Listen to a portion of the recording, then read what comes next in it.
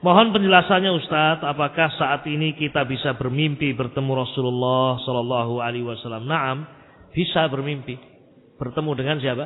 Rasul Alaihi Salatu Wasallam. Nah, dan ketika kita melihat Rasul Alaihi Salatu Wasallam, maka betul-betul kita melihat beliau. Hanya saja apakah betul yang kamu lihat itu adalah Rasul? Ini masalahnya. Nah, jangan-jangan syaitan mengaku-aku apa? Rasul.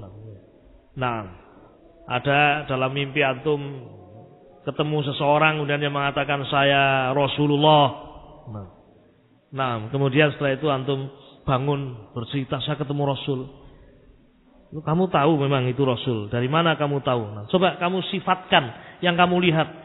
Orangnya pendek, gemuk, hitam, rambutnya keriting, pelontos tidak berjenggot.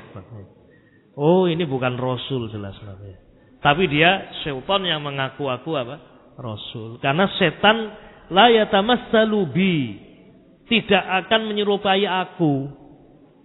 Makanya kalau ada orang berkata saya bermimpi melihat Rasul, coba siflana, coba kamu ceritakan sifat yang kamu lihat itu. Karena sifat-sifat Rasul itu ya diriwayatkan dalam hadis-hadis yang sahih. Dan syaitan tidak bisa menyerupai. Ya, tingginya Rasul disebutkan, ya, rambutnya Rasul, warna kulit beliau, jenggotnya Rasul alaihi salatu wassalam. Nah, itu semuanya diriwayatkan dalam riwayat-riwayat yang apa? Yang sahih.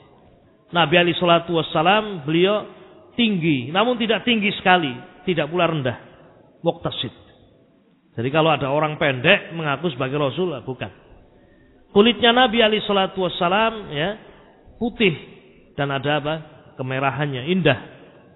Rambut beliau tidak keriting, tidak pula apa? Lurus, tetapi ada gelombang. Terkadang sampai pada pundak beliau. Sangat indah Nabi alaihi salatu wassalam. Dan tidak ada tampak uban pada diri beliau kecuali hanya berapa helai. Nah, tidak sampai 20 uban rambut, kepala dan jenggot beliau.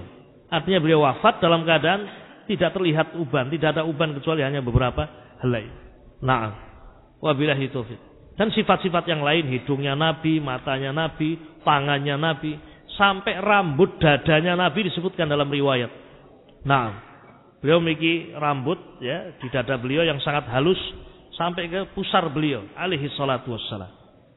Kemudian di bagian pundak atau punggung beliau ada tanda kenabian. Ada tanda kenabian. Intinya ya, antum belajar tentang sifat Nabi alaihi salatu wassalam, syama'il Rasul alaihi salatu wassalam.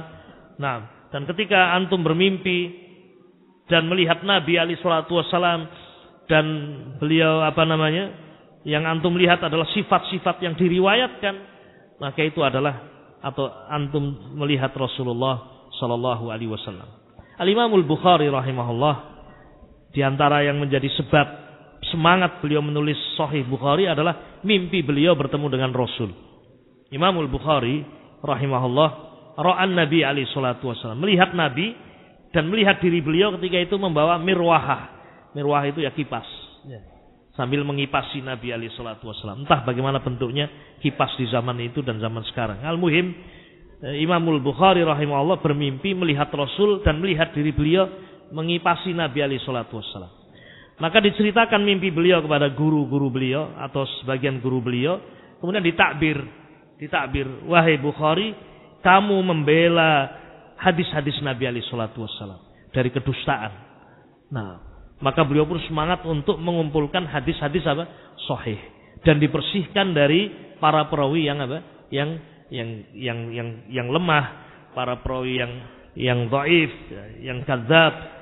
Ini salah satu sebab kenapa Al-Bukhari rahimahullah bersemangat untuk menulis apa? Kitab Sahihul Bukhari. Mimpi beliau berjumpa dengan Rasulullah Muhammad sallallahu alaihi wasallam.